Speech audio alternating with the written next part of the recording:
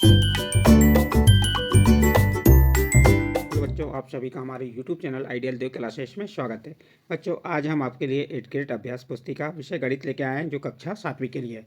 और इस एडग्रेड अभ्यास पुस्तिका को मध्य प्रदेश राज्य शिक्षा केंद्र भोपाल द्वारा वर्ष 2023-24 के लिए बनाया गया है।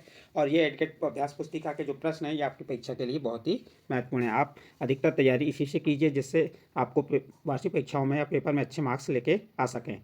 चलिए देखते हैं, आज हम अध्याय 10 करेंगे। 10 अध्याय में क्या है? बीजी व्यंजक। बीजी व्यंजक में क्या दिया है देखते हैं। चलिए, बीजी व्यंजक क्या है? शब्द चर। यहाँ पे दिया शब्द चर का अर्थ है वह राशि जो विचरण करती है, अर्थात बदलती रहती है। चर का मान स्थिर नहीं है। एक चर के विभिन्न मान हो सकते हैं। चरों को व्यक्त करने के लिए एक्स, वाई, एल, एम इत्यादि का प्रयोग करते हैं। देखिए, चर क्या है? एक विचरण करती राशि है जो बदलती रहती है। फिर इसके बाद अचर क्या है?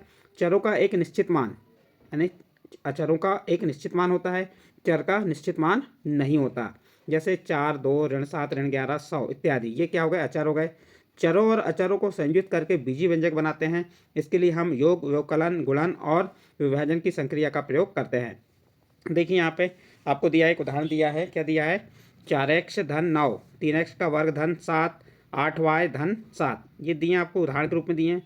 इसमें क्या कहा है? व्यंजक के पद कौन से हो गए? व्यंजक के पद 3x धन 7y वर्ग में दो पद 3x और 7y हैं। यहाँ पे दो पद क्या हो गए? 3x और 7y। फिर इसके बाद देखो, व्यंजक के पद कैसे पहचानेंगे? आपको व्यंजक दिया है 3xy धन 7y का वर्ग में दो पद, ये 3xy और 7y का वर्ग, ये क्या हो गए? क्या है? इसके पद हैं। पद 7y वर्ग के गुणनखंड। अब इस 7y वर्ग के गुणनखंड क्या होंगे? 7y, ये इसके क्या हो गए? गुणनखंड। फिर गुणांक क्या है? गुणांक के बारे में देखते हैं। 7y का वर्ग में y वर्ग का गुणांक 7 है, तथा पद 3xy में 3y का गुणांक x है। इसमें देखिए, यहाँ पे क्या दिया है? 3xy में 3y का गुणांक x है। 3y का गुणांक क्या हो जाएगा? x हो जाएगा। इसके बाद चलिए आगे देखते हैं क्या दिया है। समान और असमान पद। समान पद, जब पदों के बीजी गुणनखंड एक जैसे ही हों तो वे पद समान पद कहलाते हैं। जैसे उदाहरण 2xy 5xy। देखिए यहाँ पे 2xy 5xy 3xy 10xy, ये क्या कहलाएंगे? समान पद। असमान पद क्या है? जब पदों के बीजी गुणनखंड भिन्न भिन्न हो तो वे असमान पद कहलाते हैं। जैसे यहाँ क्या दिया? 3x वर्ग y, और यहाँ पे दिया 7xy का वर्ग। यहाँ पे x का वर्ग है, यहाँ पे x है, क्या समान है? क्या नहीं, ये असमान है। या y दिया, यहाँ y का वर्ग दिया, ये भी असमान है। फिर उसके बाद आपको आता है एक पदी, द्विपद और त्रिपद और बहुपद। ये क्या है? चलो, एक पदी क्या है? वह बीजी व्यंजक जिसमें केवल एक पद हो, एक पदी बीजी व्यंजक कहलाता है। जैसे 3x का वर्ग 5xy, ये क्या होगा? एक पदी। द्विपद, एक व्यंजक जिसमें केवल दो पद हो और वे असमान हो, द्विपदी कहलाते हैं। जैसे यहाँ 7x धन 9y, ये दो पद हो गए। 4x ऋण 5y का वर्ग, ये दो पद हो गए। त्रिपद, एक व्यंजक जिसमें तीन पद हों, वे असमान हो, त्रिपद कहलाते हैं। जैसे x वर्ग एक पद हो गया, 7xy दूसरा और 9y तीसरा, ऐसे त्रिपदी वाला ये उदाहरण हो गया आपका। व्यापक रूप से एक या अधिक पदों वाले व्यंजक एक बहुपद कहलाता है। इस प्रकार एक पदी, द्विपदी और त्रिपदी भी क्या कहलाएंगे? आपके बहुपद कहलाएंगे। अब हम अपनी गणित की पाठ्य पुस्तक के अध्याय 10 बीजीय व्यंजक पर कार्य करेंगे, साथ ही कुछ प्रश्नों का अभ्यास करेंगे। चलिए देखते हैं क्या दिया है। प्रश्नों को पढ़कर दिए गए विकल्पों में से सही उत्तर चुनकर लिखिए एवं सामने दिए गए घेरे को भरिए। प्रश्नों को पढ़कर दिए गए आपको बताई दी हमने। यहाँ पे क्या दिया प्रश्न नंबर 1 दिया 5x वर्ग y में अचर है। तो यहाँ पे अचर क्या होगा? अचर अभी आपको बताए थे हमने, अचर का मान क्या होता है? निश्चित होता है। तो यहाँ पे अचर क्या है? 5 है। तो इसका सी नंबर का ऑप्शन सही होगा, 5, और यहाँ सी नंबर घेरे को भर देंगे। इसके बाद नेक्स्ट है 3x y की घात 3 में x का गुणांक होगा। तो यहाँ पे x का गुणांक क्या हो जाएगा? 3y की घात 3। यहाँ x का गुणांक क्या होगा? 3y की घात 3 होगा। ये किसका गुणांक हो गया? x का गुणांक हो गया। और ये कौन सा नंबर का ऑप्शन सही होगा? इसका डी नंबर का ऑप्शन सही होगा। नेक्स्ट प्रश्न देखते हैं, प्रश्न नंबर 3। बीजी व्यंजक 8xy का समान पद है। 8x, 8y और 8, ये क्या है? असमान पद है। और ये क्या है? ऋण 2xy, उसका क्या कहलाएगा? समान पद। इसका सी नंबर का ऑप्शन सही होगा, और यहाँ सी नंबर के घेरे को आप भर देंगे। नेक्स्ट प्रश्न है आपका प्रश्न नंबर 4। व्यंजक 5x ऋण 4y धन 2xy ऋण 9 में कितने पद हैं? देखते हैं, 1, 2, 3, 4। कितने पद हैं? 4 पद हैं। तो अब 4 कौन सा नंबर पे आएगा? बी नंबर का ऑप्शन सही होगा। और हल में लिख देंगे बी नंबर 4 और यहाँ पे बी नंबर के ऑप्शन पे का जो घेरा है उसको भर देंगे। नेक्स्ट प्रश्न है, यदि x बराबर 2 हो तो 3x ऋण 4 का मान होगा। देखिए यहाँ पे x का मान कितना है, 2 है। आप यहाँ पे 3 और x का मान 2 रखें, 3 गुणित x है तो 3 गुणित 2 का 3 दूनी 6 और 6 में से 4 को हटाएंगे कितना आएगा, 2। तो x का मान कितना आ जाएगा, इसका मान 3x ऋण 4 का मान क्या हो जाएगा, 2। इसका बी नंबर का ऑप्शन सही होगा। यहाँ पे बी नंबर 2 लिख देंगे और यहाँ पे इसको घेरे को भर देंगे। नेक्स्ट प्रश्न आता है आपका प्रश्न नंबर 6। प्रश्न नंबर 6 में क्या कह रहा है, 4x ऋण 5y में x तथा y के संख्यात्मक गुणांक लिखिए। देखिए 4x में x का संख्यात्मक गुणांक क्या हो गया, 4 और ऋण 5y में y का संख्यात्मक गुणांक हो गया ऋण 5। यहाँ लिख देंगे x का संख्यात्मक गुणांक 4 और y का संख्यात्मक गुणांक ऋण 5 है। फिर प्रश्न नंबर 7 देखिए, ऐसे 3 व्यंजक लिखिए जिनमें प्रत्येक में 3 पद हों। कोई भी लिख सकते हैं आप, हमने यहाँ पे 3 लिख के बताएं, 2x धन 3y धन 4y, ये 3 पद हो गए। फिर 3a धन 8b ऋण 4c, इस प्रकार से 3 पद आप लिख सकते हैं किसके, 3 व्यंजक वाले। नेक्स्ट अगला प्रश्न देखिए, प्रश्न नंबर 8, a का मान 0 b का मान 1 तो a वर्ग ऋण ab ऋण b का वर्ग धन 2 का मान ज्ञात कीजिए। चलिए देखते हैं, हम a का मान 0 है तो पहले हम लिख देते हैं a वर्ग ऋण ab ऋण b वर्ग धन 2, इसको लिख दिए। अब इस a का मान 0, 0 का वर्ग, फिर ऋण a का मान 0 गुणित b का मान 1 ऋण b का मान 1 का वर्ग धन 2, 0 का वर्ग 0 ऋण 0 का 1 में गुणा किए 0 ऋण 1 का वर्ग 1 और 2 ऋण 1 में धन 2 को जोड़ेंगे या घटाएंगे, घटा देंगे तो कितना आ जाएगा, धन 1 बराबर आंसर आ गया आपका। ये प्रश्न नंबर 8 कंप्लीट हुआ। इसके बाद प्रश्न नंबर 9 क्या कह रहा है, वे पद पहचानिए जिनमें x है और फिर उनमें x का गुणांक लिखिए। पहला सवाल देखिए, यहाँ पे इस प्रकार से आप सारणी बना लेंगे, यहाँ पे क्रमांक लिख देंगे, यहाँ व्यंजक पद जिसमें x है और x का गुणांक। चलिए नंबर 1, 5 धन zx लिख दिया हमने व्यंजक, इसमें पद जिनमें x है तो किसमें, zx में x है और यहाँ पे x का गुणांक क्या हो जाएगा, z। इसके बाद दूसरा क्या कहा है, 12xy का वर्ग धन 25, ये लिख दिया आपने व्यंजक। इसमें पद जिनमें x है, कौन से पद में x है, 12xy वर्ग में, और ये 12xy वर्ग में इसका गुणांक क्या हो गया, 12 हो गया। इस प्रकार से आपका प्रश्न नंबर 9 कंप्लीट होता है। नेक्स्ट अगला प्रश्न आएगा आपका प्रश्न नंबर 10। इसमें क्या दिया है, नीचे दिए गए व्यंजकों में पदों और उनके गुणनखंडों को छांटिए। अब इस प्रकार से सारणी बना लेंगे आप, यहाँ पे लिख देंगे क्रमांक, व्यंजक, पद और गुणनखंड।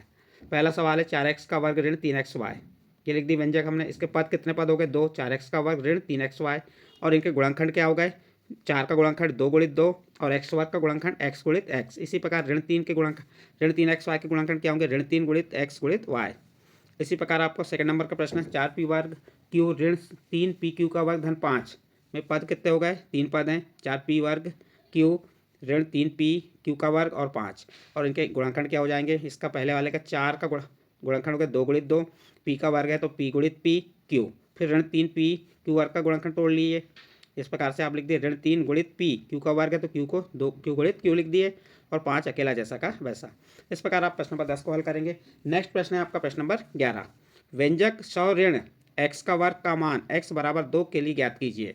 देखिए व्यंजक क्या है आपका, 100 ऋण x का वर्ग, जिसमें x का मान कितना है, 2, x बराबर 2 है तो व्यंजक लिखे हमने 100 ऋण x का मान 2 का वर्ग। 100 ऋण 2 का वर्ग कितना हो गया, 4 और 100 में 4 घटाए 96, 100 ऋण x का वर्ग का मान 96 है। इस प्रकार बच्चों आपका प्रश्न नंबर 11 कंप्लीट होता है। नेक्स्ट अगला प्रश्न आता है आपका प्रश्न नंबर 12, यदि a बराबर 2 एवं b बराबर ऋण 2 तो a वर्ग धन ab धन b वर्ग का मान ज्ञात कीजिए। आपको a का मान 2 दिया है एवं b का मान ऋण 2 दिया है और किसका मान ज्ञात करना है, आपको a वर्ग धन ab धन b वर्ग का मान ज्ञात करना है। बराबर a का मान कितना है, 2 का वर्ग हो गया, धन 2, a का मान 2 और b का मान ऋण 2, धन b का मान ऋण 2 का वर्ग, 2 का वर्ग 4, ये धन 2 का ऋण 2 में गुणा किए ऋण 4 गुणित ऋण 2 का वर्ग 4, 4 धन का ऋण में गुणा किए ऋण धन 4, धन 4 से ऋण 4 क्रॉस हो गया, घट गया तो क्या आ जाएगा, शून्य आ जाएगा, बचा क्या, धन 4, शून्य में 4 को जोड़े तो 4। इस प्रकार इसका आंसर क्या आ जाएगा, 4 आ जाएगा। आपका प्रश्न नंबर 12 कंप्लीट होता है।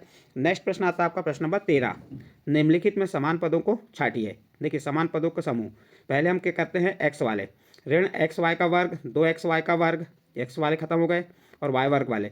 अब फिर यहाँ पे वाई वाला आ जाएगा, ऋण 4x का वर्ग, 20x वर्ग वाई और 8x का वर्ग, ये समान पद हो गए। ऋण 11x का वर्ग, ये भी समान है, ऋण 6 का वर्ग, ये समान हो गए। इसके बाद 7y और y, फिर ऋण 100x 3x, ऋण 11yx 2xy, ये समान पद वाले आपको पदों का समूह हमने आपको बना के बता दिए। नेक्स्ट प्रश्न देखते हैं। नेक्स्ट प्रश्न क्या है अपना, प्रश्न नंबर 14। निम्नलिखित व्यंजकों में एक पदी, द्विपदी और त्रिपदी व्यंजक दिए गए हैं। यहाँ पे आपको एक पदी, द्विपदी और त्रिपदी व्यंजक दिए हैं को द्विपदी व्यंजकों को छांटना है। तो देखिए ये एक धन x का वर्ग, ये कितना पदी है, 3 पदी है। a वर्ग धन b वर्ग द्विपदी है। y वर्ग एक पदी है। 8x का वर्ग एक पदी है। 100 एक पदी है। 5 ऋण 3t द्विपदी है। z वर्ग ऋण 3z धन 8 कितना पदी है, त्रिपदी है। हमें क्या बताना है, द्विपदी व्यंजक। तो द्विपदी व्यंजक कौन से हो गए, a का वर्ग धन b का वर्ग फिर 5 ऋण 3t, ये क्या होगा, द्विपदी व्यंजक। इस प्रकार प्रश्न नंबर 14 भी कंप्लीट होता है। नेक्स्ट प्रश्न आता है आपका प्रश्न नंबर 15।